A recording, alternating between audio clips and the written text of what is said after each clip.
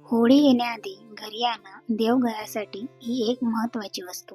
अष्टलक्ष्मी घरात वास करेल, आपल्या घराची मात्र भरभराट होईल. हॅलो नमस्कार, मी गायत्री पाटील तुमच्या सर्वांचे अगदी मनापासून स्वागत करते आपल्या युट्यूब चॅनल. सर्वांना श्री स्वामी समर्थ. बघा, तर होळी म्हणजे हुताशनी पौर्णिमा आपण ज्याला म्हणतो, या वर्षी 2 मार्चला आलेली आहे आणि पौर्णिमा 2 दिवस असणार आहे. कारण पौर्णिमा 2 मार्चला 5:56 लागणार आहे आणि दुसऱ्याच दिवशी 3 तारखेला 5:08 संपणार आहे. आता आपल्याला होळी ही 2 तारखेला साजरी करायची आहे. कारण बघा, आपण होलिका दहन हे संध्याकाळी करत असतो, म्हणून होळी ही आपण संध्याकाळी पेटवत असतो. आपल्या हिंदू धर्मांमध्ये किंवा आपल्यासाठी काही सण वार हे खूप जास्त शुभ मानले जातात आणि त्या दिवशी जर काही उपाय केले, काही सेवा आपण केल्या, तर त्या दिवशी त्या नक्कीच आपल्याला फलप्राप्ती होतात, फायदा होतो. बघा, खूप जास्त प्रमाणात आपल्याला त्या गोष्टींचा फायदा होत असतो. कारण आता होळी म्हटलं तर वाईटांवर चांगल्याचा विजय. ज्या काही वाईट गोष्टी आहे आपल्या आयुष्यातील किंवा काही अडचणींना सामना आपण करतोय, पण त्या आपल्या आयुष्यातून निघून जाव्या म्हणून होळीच्या दिवशी काही उपाय केले जातात, काही सेवा केली जाते. बघा, प्रत्येक सण उत्सव आपल्याला काही ना काही शिकवण्यासाठी असतो. आपण फक्त पुरणपोळी खाऊन आणि होळी पेटवून हा दिवस साजरा करतो, पण त्याचबरोबर त्या व्यतिरिक्त देखील सेवा करून, उपाय करून आपण आपलं पूर्ण नवीन वर्ष आनंदात घालवू शकतो. होळी म्हटलं म्हणजे आपल्या नवीन वर्षाचा हा पहिला सण, म्हणून हा उपाय मात्र नक्कीच करावा. कारण होळी ही वर्षातून एकदाच येत असते, म्हणून प्रत्येक सणाचं एक वेगळं वैशिष्ट्य, वेगळं महत्त्व आहे. बघा, हे उपाय करताना कोणासोबत बोलू नये. कारण आपण जेव्हा होळीची पूजा करतो तेव्हा होळीच्या अग्नीमध्ये आपण आपल्या वाईट गोष्टींचा त्याग करतो आणि चांगल्या गोष्टी आपल्याला घरी आणायच्या असतात. म्हणून शांततेत घरी यावं. म्हणून होळीच्या दिवशी जे काही आपण उपाय करतो, सेवा करतो, त्यामध्ये जर तुमचं लग्न जमत नसेल, आर्थिक अडचणी असतील किंवा एखादं तुम्ही औषध घेताय, गोळ्या घेताय, त्या तुम्हाला सोडायच्या आहे किंवा निरोगी आयुष्य तुम्हाला जर हवं आहे, तर त्यांच्यासाठी हे उपाय केले जातात. आपण प्रामाणिकपणे कष्ट करतो, पण त्याचबरोबर सेवा सुद्धा करणे खूप जास्त गरजेचे आहे. आणि उपाय सेवा ह्या आपल्या केंद्रातल्याच असतात, म्हणून आपण उपाय करत असतो, सेवा करत असतो आणि त्याच पद्धतीने होळीचा दिवस हा अतिशय महत्त्वाचा आणि शुभ मानला जातो. तर आपण त्यासाठीच उपाय करतो आणि त्यांच्यासाठी आपल्या घरात त्या दिवशी आपण काही वस्तू खरेदी करत असतो. जी आपल्या फायद्यासाठी आहे, तिचाच आपण उपयोग करणार आहात, ती वस्तू आपण त्या दिवशी घ्यायची. तर बघा, आपल्याला काय आणायचं आहे, तर त्या दिवशी होळीची एक पौराणिक कथा आहे, तीच तुम्हाला सांगते, अगदी छोटी. बघा, भक्त प्रल्हाद आणि होलिका यांच्याशी संबंधित आहे, जी वाईटावर विजयाचा, चांगल्याचं प्रतीक मानलं गेलेलं आहे. बघा, हिरण्यकश्यपू राजा नावाचा पुत्र हा भक्त प्रल्हादाचा अत्यंत मोठा भक्त होता, ज्याला मारण्यासाठी स्वतःला हिरण्यकश्यपूने खूप प्रयत्न केले. पण नंतर त्याने त्याच्या बहिणीला बोलावलं आणि त्याला अग्नीत बसायला सांगितलं. कारण तिला वरदान होतं का अग्नी सुद्धा होलिकेचं काहीच करू शकत नाही. जेव्हा ती भक्त प्रल्हादाला मांडीवर घेऊन होळीत बसली, तेव्हा सुद्धा भक्त प्रल्हाद नामस्मरणात रमून गेलेले होते, भगवान विष्णूंची सेवा करत होते. आणि जेव्हा ती होळी दहन झाली, तेव्हा होलिका जळून मात्र खाक झाली, पण भक्त प्रल्हादाला काहीही झालं नाही. तर थोडक्यात काय, तर वाईट गोष्टी या होळीतच जळून गेल्या, पण चांगल्या आयुष्यावर राहिल्या. म्हणून म्हटलं जातं का वाईटावर चांगल्याचा विजय मिळवणारा म्हणजेच होळी हा सण. या होळीचं अवचित्त साधून आपल्याला आपल्या वास्तूमध्ये काही वस्तू आणायच्या असतात. त्या आपण उपयोगी आहेत का, त्या वस्तूंची तुम्हाला खरंच गरज आहे का, त्याच वस्तू तुम्ही त्या दिवशी खरेदी कराव्या. कोणी सांगते म्हणून, मी सांगते म्हणून किंवा याने घेतल्या म्हणून असं करू नाही. तर तुम्हाला खरंच वाटत असेल का ती वस्तू मला उपयोगी आहे, माझ्या देवघरात नाहीये, तीच वस्तू मी त्या दिवशी खरेदी करावी. तर ती वस्तू कोणती, तर बघा, सगळ्यात आधी तर माता लक्ष्मी आणि भगवान विष्णूंचा एकत्रित फोटो आपल्याकडे प्रत्येकाकडे असायला हवा. बघा, आपल्याला लक्ष्मीपूजन किंवा पौर्णिमेच्या सेवा आपण करतो, सत्यनारायण पूजन करतो, तेव्हा आपल्याकडे हा फोटो असायला हवा. म्हणून आपल्याकडे भगवान विष्णू आणि माता लक्ष्मीचा फोटो घरात असावा. कारण बघा, माता लक्ष्मी आपल्या घरात तेव्हा येते जेव्हा आपण भगवान विष्णूंची सेवा करतो. किंवा भगवान विष्णू आणि माता लक्ष्मीचा वेगळा फोटो असेल तरी चालेल, कारण त्यावर सुद्धा सेवा घडते. फोटो छोटा किंवा मोठा कोणताही चालतो. कारण बघा, आपण जेव्हा पौर्णिमेचा सत्यनारायण पूजन करतो तेव्हा आपल्याला सत्यनारायण फोटो लागतोच पूजन मध्ये ठेवायला. आणि ज्यांनी नवीन सत्यनारायण पूजन तुम्हाला सुरू करायचं असेल तर ह्या दिवसापासून तुम्ही नक्कीच सेवेला सुरुवात करू शकतात. ह्या पौर्णिमेपासून तुम्ही करू शकता सुरुवात सत्यनारायण पूजेला. खूप छान अनुभव येतो. हळूहळू का होईना तुमच्या आर्थिक अडचणी, आर्थिक प्रश्न सुटायला लागतात. बघा, आपण कुंकुमार्जन सेवा आपण करत असतो, तुम्हाला मी आत्ताच दाखवली.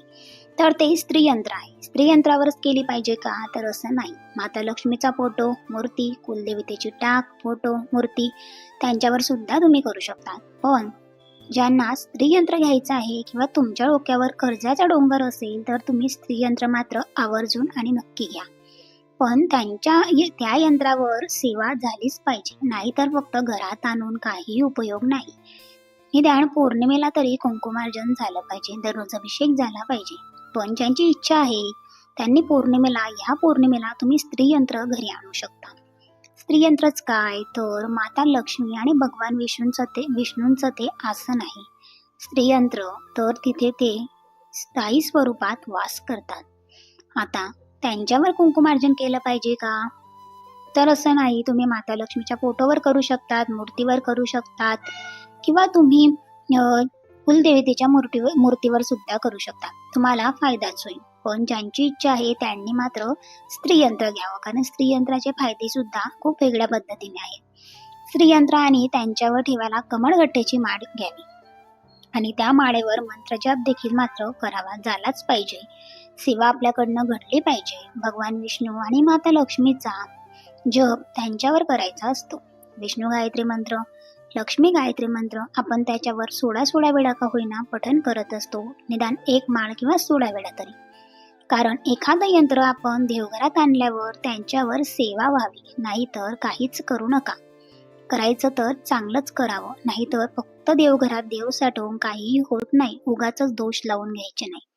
कारण जास्तीचे देव आणले तर आपल्याने नित्य नियमाने देवपूजा तरी झालीच पाहिजे. आपण बघतो का प्रत्येक महिन्याला दुर्गाष्टमी येते.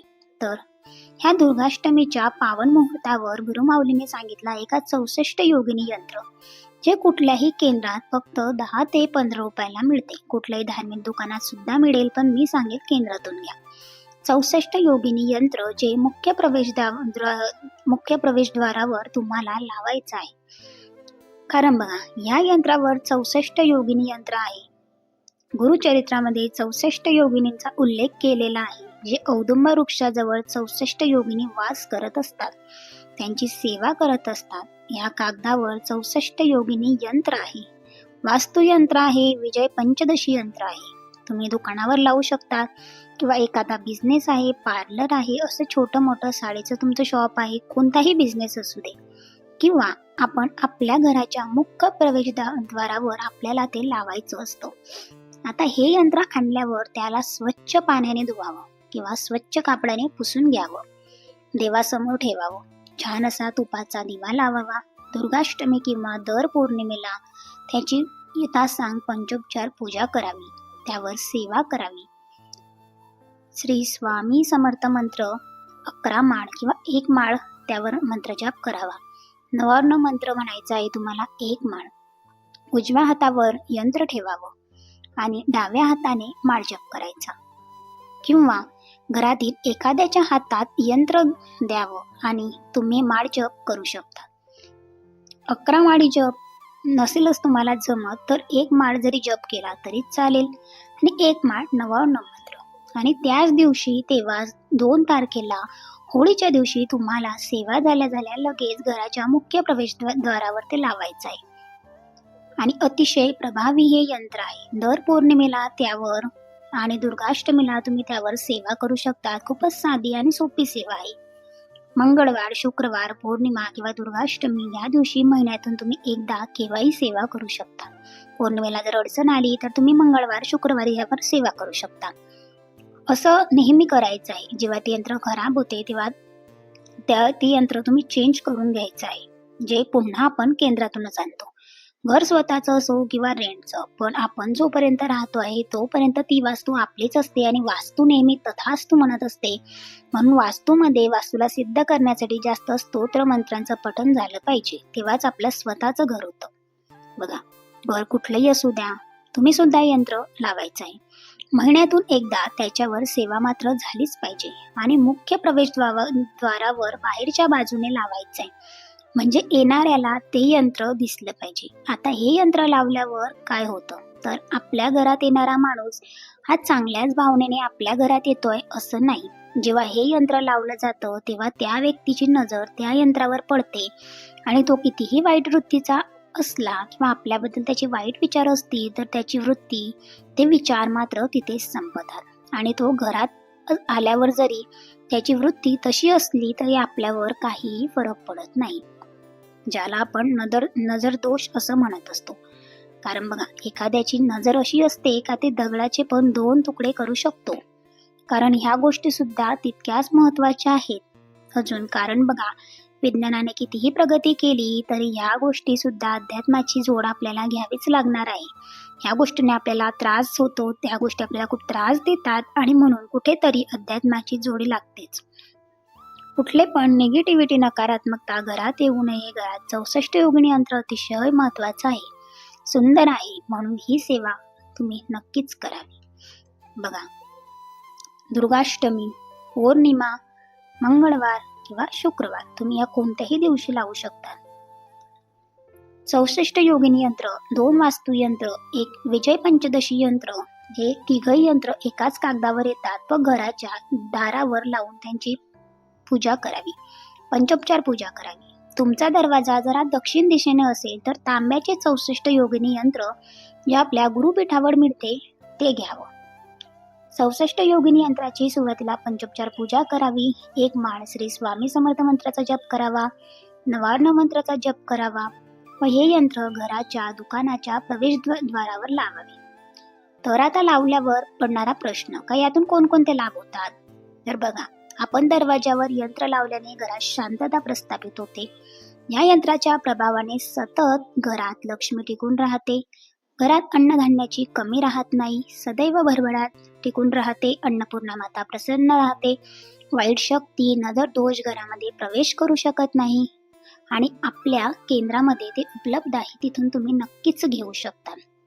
तर येणारी होळी म्हणजे ह्या 2 तारखेपेक्षा अजून कोणताही दिवस मी तुम्हाला सांगणार नाही की इम्पॉर्टंट आहे. आणि हा जर दिवस कोणाला नाही सापडला तर पुढच्या येणाऱ्या पौर्णिमेला किंवा शुक्रवारी, मंगळवारी, जास्ती करून दुर्गाष्टमीला किंवा पौर्णिमेला तुम्ही ते लावू शकता. ह्या 2च तिथीवर ते जास्तच महत्वाचं आहे, पण मंगळवार शुक्रवार चालतो. तर नक्कीच तुम्ही आवर्जून ह्या होळीला 64 योगिनी यंत्र आणून सेवा करून तुमच्या प्रवेशद्वारावर लावावं.